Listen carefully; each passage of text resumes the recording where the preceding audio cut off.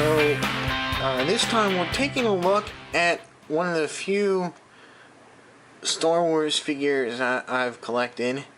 This is the Emperor's Royal Guard. It's part of the last wave of vintage figures. First, we'll take a look at the back of the package. This is the vintage themed carding. So you have the old school look, and you see that's probably from it is in fact from Return of the Jedi, and you got the Kenner symbol on the front there, and on the back you can see some of the selection of the last wave of the vintage collection and some of the vehicles offered in the vintage collection as well. The Imperial Guard has two sorts of modes of dress, I guess you would say. The very formal, which you're looking at right now, and I guess the standard suit. It comes with the parts to change them out. So right now you can tell that he's got the ceremonial hood and robes on. It's done very nicely. Pretty much just a felt piece here over the figure, and he's holding his ceremonial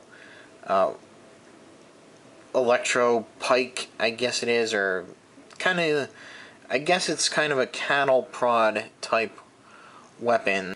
You'd see these guys in the background when the Emperor walks by or in his room. I think Vader sends a couple of them away when he brings Luke up from the moon of Endor. See, the helmet does come off to reveal a face. Now, I'm not up on all the extended universe characters, but I do believe that this is sculpted after a comic book character that had a mini-series, and it was about one of the guards, one of the royal guards, and this is that guy. I may be wrong. It may just be a totally random head sculpt, but I don't believe that it is. And so there's a pretty nice sculpt. You can take the cloak off if you undo his head. I'm not going to do that quite yet, but if you're wondering if they are armed with more than just the sort of glorified cattle prod, they do have a blaster on the side there. And if we bring in, I specifically got two of these characters, two of these figures, specifically so I could have them displayed both ways. And here's the second look for him, and you can see much better that he does have the pistol there, which you can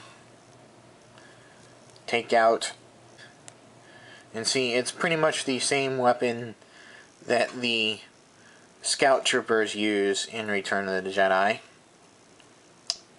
I do have one gripe about the gun, is that the way it's molded, it's too small for his hands.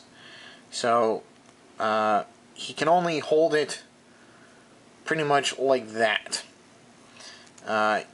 You try and finagle it in here, and I mean, you can sort of get his first finger in there, but it's not too secure, and you can tell that it's about ready to pop out. So that's the only gripe that I have about it, is that the gun should just be a little bit bigger for his hands to fit and hold right. That holster holds that nice and tight. It won't really come out of there. He's got this double-bladed weapon, so that's pretty cool. He's got another helmet, you can see, with the Imperial symbol on there, and that does come off as well.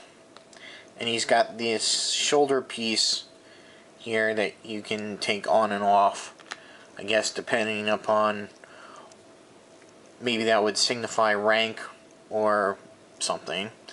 So he's got pretty good articulation.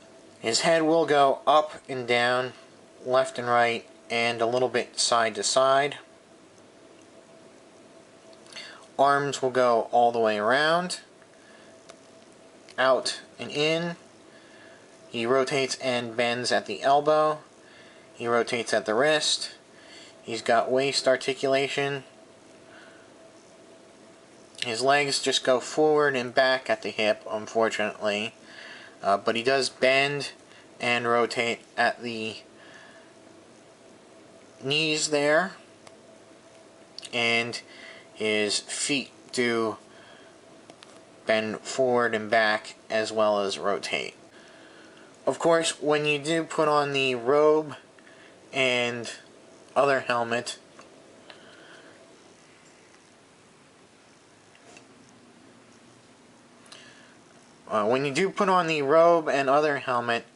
you do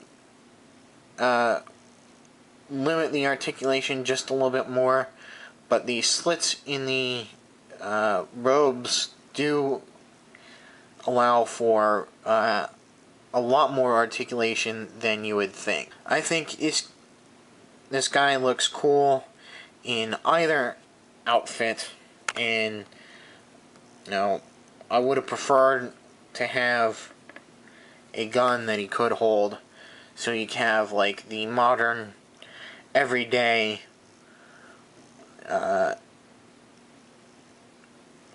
look and the formal protective detail look to the Imperial Guard.